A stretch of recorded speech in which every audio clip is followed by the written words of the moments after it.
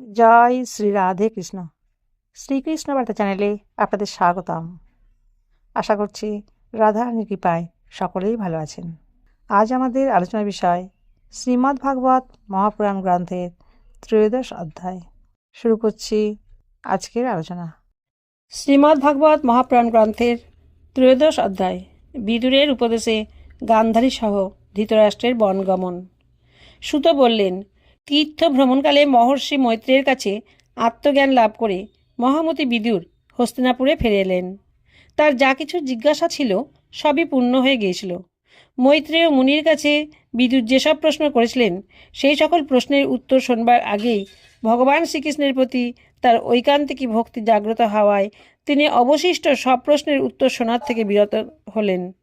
হে শৌনক, পিতৃব্য বিদুরকে সমাগত দেখে ধর্মরাজ যুধিষ্ঠির তার 4 কনিষ্ঠ ভ্রাতা ধৃতরাষ্ট্র, যুযুৎসু, সঞ্জয়, কৃপাচার্য, কুন্তি, গান্ধারী, দ্রৌপদী, সুভদ্রা, উত্তরা, কৃপি, পাণ্ডব পরিবারের অন্য সব নরনারী এবং সন্তান সন্ততি নিয়ে অন্যান্য স্ত্রীগণ সকলেই অতীব আনন্দের সাথে যেন মৃত শরীরে প্রাণের সঞ্চার হয়েছে এই রকম অনুভব করে বিদুরের প্রত্যুত গমন করলেন।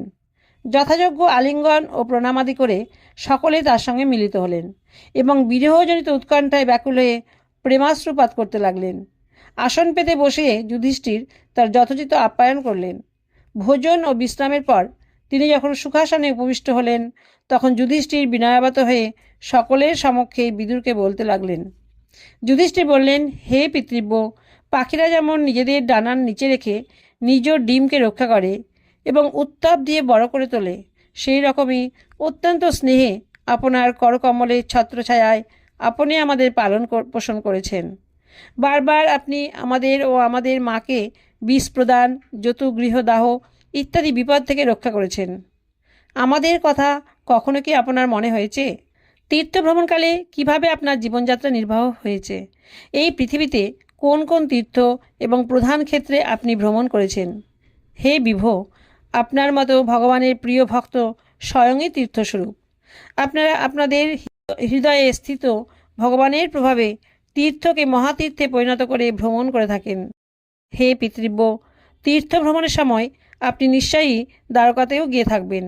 সেখানে আমাদের আত্মীয় ভাই বন্ধু কৃষ্ণগত প্রাণ যাদবগণ সুখে আছেন তো?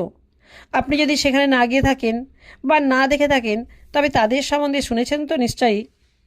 যুধিষ্ঠিরের এই সব প্রশ্নের উত্তরে তীর্থ এবং যাদবদের সম্বন্ধে বিদুর যা কিছু দেখেছেন, শুনেছেন বা অনুভব করেছেন সবই ধীরে ধীরে বললেন। কেবলমাত্র যদুবংশ ধ্বংসের কথা বললেন না। করুণ হৃদয় বিদুর পাণ্ডবদের দুঃখ সহ্য করতে পারতেন না। সেই জন্য তিনি সেই অপ্রিয় এবং অসহ্য ঘটনা পাণ্ডবদের বললেন না, কারণ সেই ঘটনা তো একদিন না একদিন আপনিই প্রকাশ পাবে। পাণ্ডবরা বিদুরকে দেবতার মতো ভক্তি শ্রদ্ধা করতেন। তিনি কিছুদিন তার দাদা ধৃতরাষ্ট্রের মঙ্গলার্থে সকলকে খুশি করে আনন্দে হস্তিনাপুরে বাস করলেন। বিদুর তো আসলে সাক্ষাৎ ধর্মরাজ। মান্ডব্য ঋষির শাপে তিনি 100 বছর শূদ্রের জীবনযাপনের জন্য মর্তে আসেন। একসময় রাজার অনুচরগণ মান্ডব্য ঋষির আশ্রমে কিছু চোরকে খুঁজে পায় এবং তাদের গ্রেপ্তার করে। তারা ভুলক্রমে মুনিকেও চোরদের দলের অন্তর্ভুক্ত মনে করে ধরে নেয় এবং বিচারে চোরদের সাথে মুনিরও শুলদণ্ড হয়। মুনির সম্বন্ধে অবগত হওয়া মাত্র রাজা মুনিকে শুল থেকে নামিয়ে আনেন এবং অপরাধের জন্য করজোরে ক্ষমা প্রার্থনা করেন। মান্ডব্য ঋষি যমরাজের কাছে গিয়ে জানতে চাইলেন, কোন অপরাধের জন্য আমাকে শুলদণ্ড দেওয়া হয়েছে। যমরাজ জানালেন যে বাল্যকালে কুশাগ্র দিয়ে একটি ফড়িংকে যাতনা দেওয়ায় তোমার এই দণ্ড হয়েছে। মান্ডব্য ঋষি বললেন, তখন অজ্ঞানবশে এটি হয়ে থাকবে। এই সামান্য অপরাধের জন্য তুমি আমাকে এত কঠোর দণ্ড দিলে? অতএব তুমি 100 বছর শূদ্র হয়ে থাকো। মান্ডব্য ঋষির এই অভিশাপের ফলেই ধর্মরাজ বিদুর রূপে অবতার গ্রহণ করেছিলেন।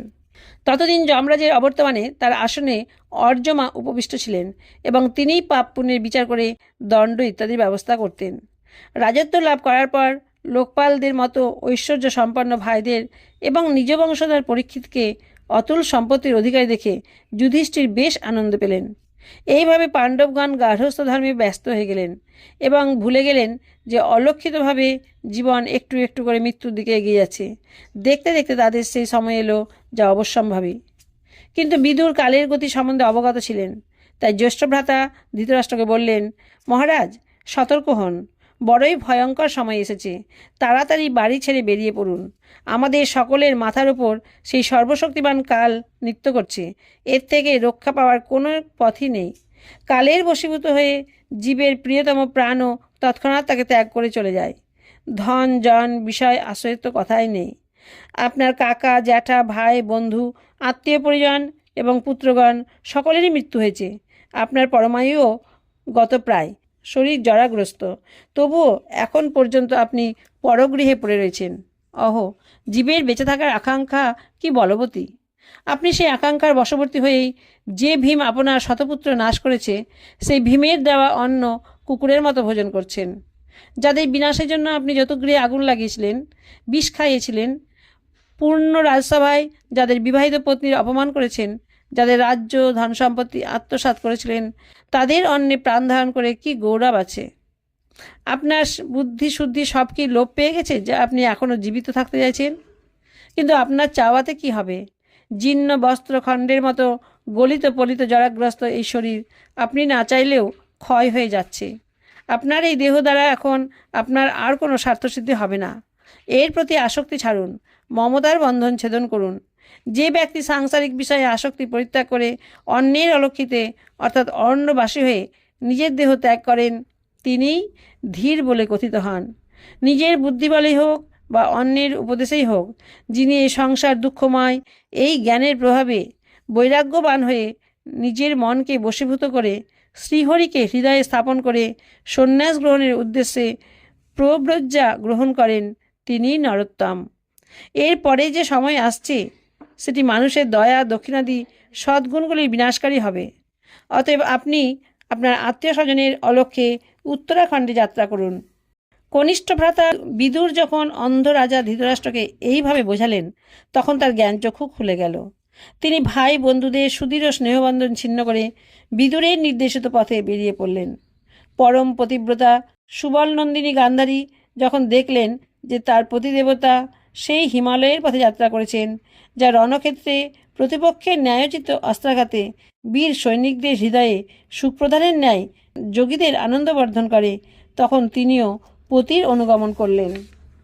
অজাতশত্রু রাজা যুধিষ্ঠির প্রাতকালে সন্ধ্যা বন্দনাদি এবং হোমাদি কর্ম সম্পন্ন করে ব্রাহ্মণদের প্রণাম করলেন এবং তাদের তিল গাবি ভূমি ও সুবর্ণ দান দিলেন।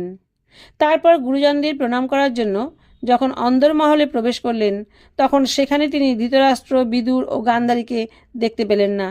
উদ্বিগ্ন চিত্তে যুধিষ্ঠির সেখানে উপবিষ্ট সঞ্জয়কে প্রশ্ন করলেন, হে সঞ্জয়, বৃদ্ধ ও নেত্রহীন আমাদের পিতৃব্য ধৃতরাষ্ট্র কোথায়?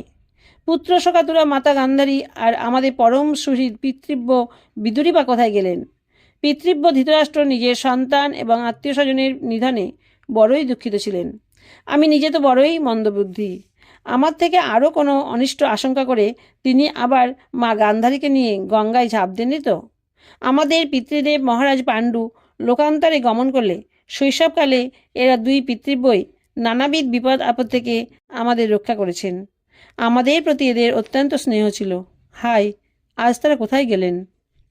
সুত বললেন, নিজের প্রভু ধৃতরাষ্ট্রকে দেখতে না পেয়ে তার দয়া এবং স্নেহ স্মরণ করে সঞ্জয় অত্যন্ত কাতর ও বিরহাতুর হয়ে পড়লেন। তিনি যুধিষ্ঠিরকে কোনো উত্তর দিতে পারলেন না। তারপর ধীরে ধীরে মনকে স্থির করে হাত দিয়ে চোখের জল মুছে আপন প্রভু ধৃতরাষ্ট্রের চরণ স্মরণ করে যুধিষ্ঠিরকে বললেন। সঞ্জয় বললেন, হে কুলনন্দন, আমি তোমাদের পিতৃব্য ধৃতরাষ্ট্র বিদুর ও গান্ধারীর সংকল্পের কথা কিছুই জানি না। হে মহাবাহ, আমি সেই মহাত্মাদের দ্বারা তো বঞ্চিত হয়েছি, অর্থাৎ তারা আমাকে ফাঁকি দিয়ে চলে গেছেন।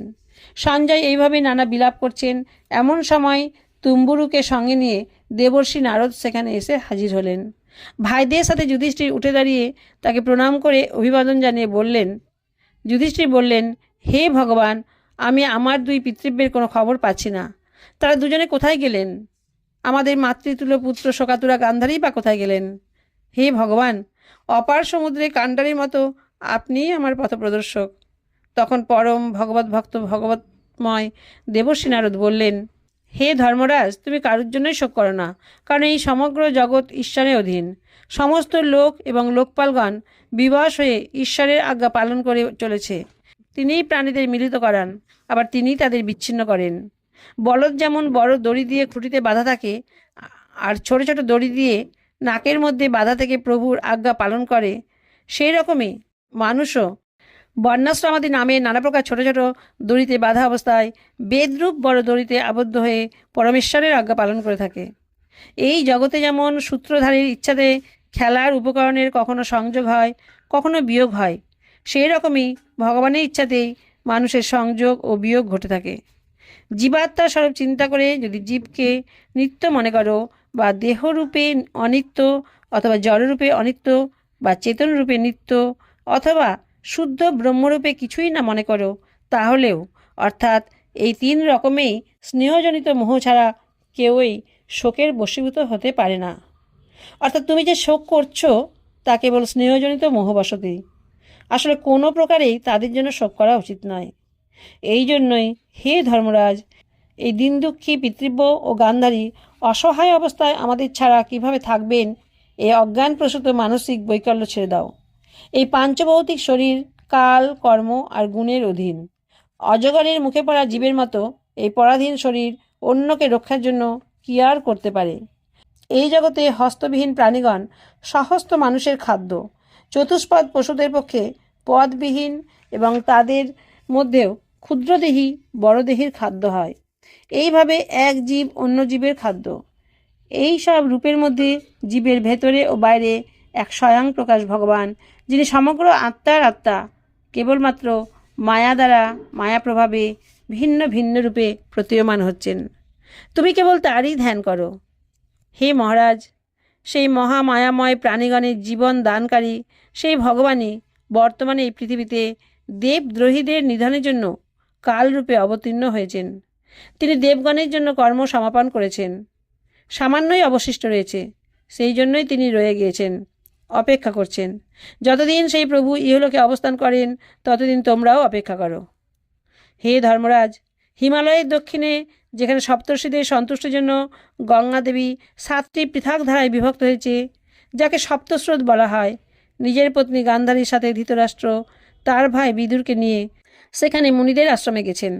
তারা সেখানে ত্রিসন্ধ্যা স্নান ও শাস্ত্রানুসারে অগ্নিতে হোম সম্পন্ন করেছেন।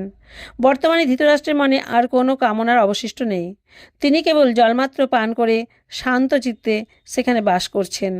তিনি আসন জয়, প্রাণায়াম সিদ্ধি এবং শব্দাদি বিষয় থেকে পঞ্চ জ্ঞানেন্দ্রিয় ও মনকে নিয়মিত করে অন্তর্মুখী করেছেন। শ্রীহরির ধ্যানের দ্বারা সত্য রজ তমগুণের চিত্তমালিন্য দূর করেছেন। অহংকারকে স্থূল দেহের থেকে স্বতন্ত্র বলে বুঝতে পেরে সেই অহংকারকে বুদ্ধিতত্ত্বে এক করে দিয়েছেন। আর সেই বুদ্ধিতত্ত্বকে দৃশ্য অংশ থেকে বিচ্ছিন্ন করে ক্ষেত্রজ্ঞ আত্মাতে লীন করে দিয়ে ক্ষেত্রজ্ঞকে মহাকাশে ঘটাকাশের মতো, অর্থাৎ ঘট ভেঙে গেলে ঘটের জলের মধ্যে প্রতিবিম্বিত সীমাবদ্ধ আকাশ যেমন মহাকাশে এক হয়ে যায়, তেমনি সর্বাধিষ্ঠান ব্রহ্মে এক করে দিয়েছেন। তিনি তার সমস্ত ইন্দ্রিয় ও মন সংযত করে রূপ রসাদি সর্ববিধ বিষয় গ্রহণ ত্যাগ করে দিয়েছেন এবং মায়াগুণের শেষ ফল বাসনাও সর্বতভাবে ত্যাগ করেছেন। সর্বকর্ম সন্ন্যাস করে এই সময় তিনি স্থাণুর মতো নিশ্চল হয়ে অবস্থান করছেন। সুতরাং তুমি তার সাধন পথে বিঘ্ন হও না। হে ধর্মরাজ, আজ থেকে 5ম দিনে তিনি তার স্থূল দেহ পরিত্যাগ করবেন, আর সেই দেহও যোগাগ্নিতে ভস্মীভূত হয়ে থাকবে। দেবর্ষি নারদ হলেন ত্রিকালদর্শী। তিনি ধৃতরাষ্ট্রের ভবিষ্যৎ জীবন যাপনের প্রণালী যেন প্রত্যক্ষরূপে অবলোকন করে সেটি দর্শন করছেন। ধৃতরাষ্ট্র গতকাল রাত্রেই হস্তিনাপুর ত্যাগ করেছিলেন, অতএব এটি ভবিষ্যতের বর্ণনা বলে মনে করতে হবে। গার্হপত্যাদি অগ্নির দ্বারা পণ্য কুটির সমেত নিজের পতির মৃতদেহ দগ্ধ হতে দেখে বাইরে অপেক্ষমান সাধ্বী গান্ধারীও পতির অনুগমন করে ওই আগুনে প্রবেশ করবেন। হে ধর্মরাজ, মহাত্মা বিদুর জ্যেষ্ঠ ভ্রাতার পরমাশ্চর্য মোক্ষ প্রাপ্তি দেখে আনন্দিত ও তাদের বিচ্ছেদে শোকার্ত হয়ে তীর্থ পর্যটনের মানুষে সেখান থেকে চলে যাবেন। এই কথা বলে দেবর্ষি নারদ তুম্বুরুকে সাথে নিয়ে স্বর্গে চলে গেলেন। ধর্মরাজ যুধিষ্ঠিরও নারদের উপদেশ মনে চিন্তা করে শোক ত্যাগ করলেন। এতক্ষণ আপনারা শ্রীমদ্ ভাগবত মহাপুরাণ গ্রন্থের ত্রয়োদশ অধ্যায় সম্পূর্ণ বাংলায় পাঠ শ্রবণ করলেন। এই ভিডিওটি যদি আপনাদের ভালো লাগে তাহলে প্লিজ একটা লাইক করে দেবেন। সবাই ভালো থাকবেন, সুস্থ থাকবেন। রাধে রাধে।